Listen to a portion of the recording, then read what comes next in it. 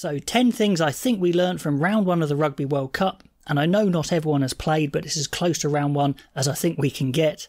And at number 1, it's those national anthems. What is going on? Well, France is trying to be very arty, a cappella, no music, no bands, but it's causing havoc. The fans, the players don't really know the timing of when to sing, and musically, listening to the fans and just the players, maybe not quite the best. Maybe they need a little bit of help from a band. Maybe they need to sort it out.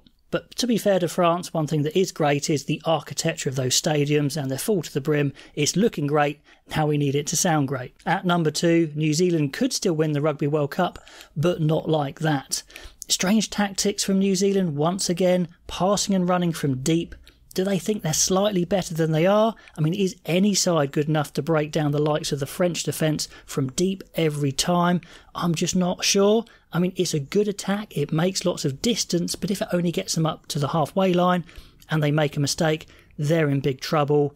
I think they need to start their attack further up the pitch, much less jeopardy there. I just don't think they're going to beat a France or South Africa playing like that. Foster maybe needs to think again, but if they do, and they get Frizzell back and maybe Geordie Barrett back, maybe they're back in business. Number 3, South Africa's goal kicking. Is it their Achilles heel, their one weakness? We talked about it pre-World Cup, and I think it's confirmed here. Libbok is not an international quality goal kicker, and then it's just basically part-timers who are picking up the pieces like Faf de Klerk. If Andre Pollard does come back into the picture, replacing an injured player, maybe that is the final piece in the puzzle they need to be a complete team. In close games, it could cost them. It didn't cost them at the weekend, but that is the one worry. Can they sort it out? At number 4, has George Ford got everyone thinking about drop goals again?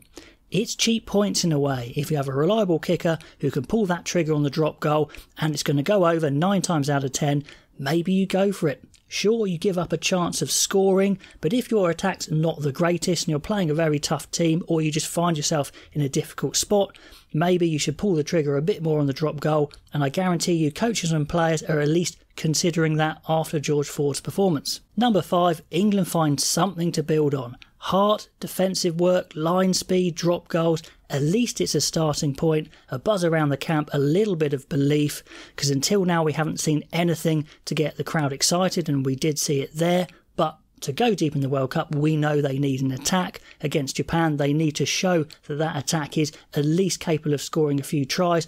Otherwise, they aren't going to go deep in the World Cup, but at least they are starting somewhere. At number 6, Argentina have put themselves in big trouble. I mean, they really fluffed their lines there.